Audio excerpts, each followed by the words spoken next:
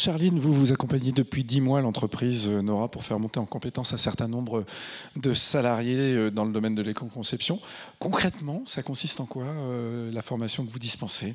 Alors là, c'est une formation qui est dispensée dans le cadre du parcours Making Durable. Donc déjà, il faut savoir que c'est une durée de 14 mois avec des étapes successives en fait. Donc il y a un petit slide qui présente les grandes étapes d'une démarche d'éco-conception, ou en tout cas les grandes étapes pour l'intégration d'une première démarche. Et on va réaliser plusieurs choses. On va faire un diagnostic stratégique, positionner l'entreprise sur le plan réglementaire, les attentes des clients. On fait tout un panel sur l'aspect marketing, voilà, sur plein d'accès, plein de thèmes différents. Samuel connaît bien ça aussi, puisque c'est des choses qui se font depuis 12 ans avec, à l'époque, au pôle éco-conception, le pré-diagnostic éco-conception qui permettait d'avoir tout ce spectre en fait avant l'intégration d'une démarche d'éco-conception. Ça pose un contexte stratégique. Ensuite, on a un diagnostic environnemental. Donc, c'est l'évaluation environnementale d'un produit sur lequel on décide de lancer une démarche d'éco-conception. Et à partir de ce diagnostic environnemental, on va identifier les principaux postes contributeurs aux différents indicateurs d'impact environnementaux. Donc en gros, on va avoir un produit, on va voir si l'essentiel de l'impact se situe sur la matière première ou sur d'autres phases du cycle de vie du produit, par exemple. Et ensuite, on va rentrer dans je vous la fais en accéléré, mais ensuite, on va passer dans une phase de recherche de solutions. On a plein de choses pour rechercher, trouver des solutions. Vous parliez d'intelligence économique. Un des métiers de l'intelligence économique, c'est de faire de la veille. C'est déjà savoir ce qui se fait ailleurs dans le même secteur pour répondre à la même fonction, voir qu'on peut apporter pour répondre à une même fonction plein de solutions différentes. Et puis, c'est aussi essayer de rechercher des solutions qui n'existaient pas ou qui existent, mais par la mise en place de méthodes de créativité et d'idéation. Voilà, la créativité, donc c'est l'intitulé de la séquence que je présente aujourd'hui, c'est d'imaginer que l'idéation et la créativité, c'est vraiment la clé de voûte d'une démarche d'éco-conception. Pourquoi ? Parce que dans le cadre d'un programme d'accompagnement, c'est vraiment le moment où, je pense, pour le cas d'Amulis, en tout cas, qui se positionne vraiment sur le développement des compétences au sein des organisations, c'est vraiment le moment où l'entreprise va prendre en main sa propre démarche. La partie mise en œuvre, il y a des cabinets comme la coopérative MU, voilà, qui vont vraiment travailler jusqu'au design, la conception du produit, accompagner les entreprises dans la mise en œuvre. Là, c'est différent. C'est le moment où l'entreprise, dans le cadre d'un parcours comme Making Durable, va vraiment prendre en main sa démarche et mettre en œuvre les solutions issues d'une séance d'idéation. Voilà. Charline, quels outils vous utilisez justement pour faire émerger comme ça des idées, pour faire phosphorer les gens, pour que ça paraisse ludique mais en même temps sérieux et que ça apporte à l'entreprise ?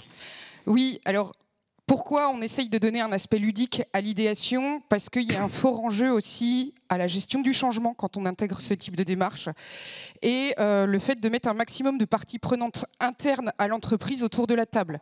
Pourquoi ? Pour que chacun puisse s'approprier la démarche, la méthode. Amulis a développé un jeu de cartes donc qui s'appelle Éco-Concept, les 8 axes de l'éco-conception, qui est inspiré de la... C'est très simple. Pour les connaisseurs, c'est la roue des stratégies de Brézet, qui est une des plus vieilles méthodes dans le milieu de l'éco-conception. Donc un jeu très simple, basé sur les 8 axes de la roue des stratégies de l'éco-conception et avec des stratégies possibles à mettre en œuvre. Et en fait, chaque carte va être retournée lors d'une séance d'idéation. Il faut savoir que les étapes précédentes permettent de définir une problématique auquel l'entreprise va répondre, puisque dans le cadre d'une phase de créativité, il faut bien définir une problématique en amont. Donc on va retourner des cartes et en fonction du nombre de personnes qui sont autour de la table, on va leur demander ce que ça leur évoque par rapport au produit sur lequel on est en train de marcher et identifier un maximum d'idées. On peut se retrouver comme ça à l'issue d'une séance avec dans le cadre de Making Durable, avec les 11 entreprises accompagnées, on avait plus d'une centaine d'idées en moyenne par entreprise. Par entreprise, par projet. Oui, alors sans idée c'est beaucoup. Et oui, il faut faire le tri ensuite. Voilà. Et après la séance de créativité, on le retrouve dans la méthode Open Green qui a été écrite par Hélène Telon du cabinet Ginko 21. On retrouve la partie créativité où on entend que en gros, au-delà de 30 idées, ça devient digeste à travailler pour sélectionner et aller sur la mise en œuvre. Ah oui. Donc il faut faire un pré-travail en fait de sélection en équipe au sein de l'entreprise avant de passer sur une étape d'approfondissement, de cotation et de retenue des idées qu'on va souhaiter mettre en œuvre. L'idée derrière tout ça, c'est de se dire l'entreprise s'approprie la Exactement. totalité de l'éco-conception. C'est pas de le sous-traiter à un prestataire externe. Hein, il y a plusieurs idées derrière ça. D'une part, c'est que quand on a fait le diagnostic environnemental, on a identifié les priorités de reconception.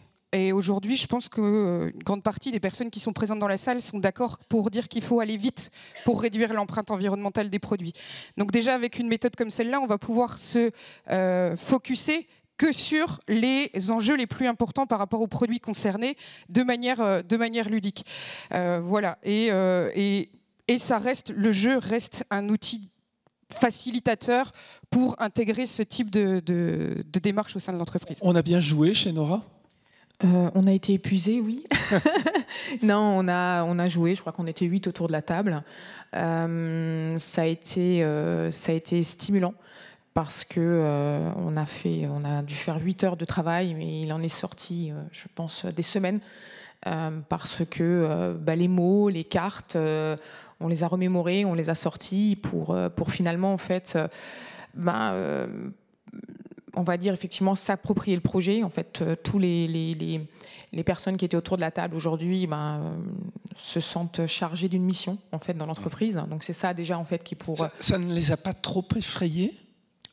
Au début, si. Charline le sait bien, au début, c'était si. Alors, il a aussi fallu parfois batailler en interne, hein, clairement.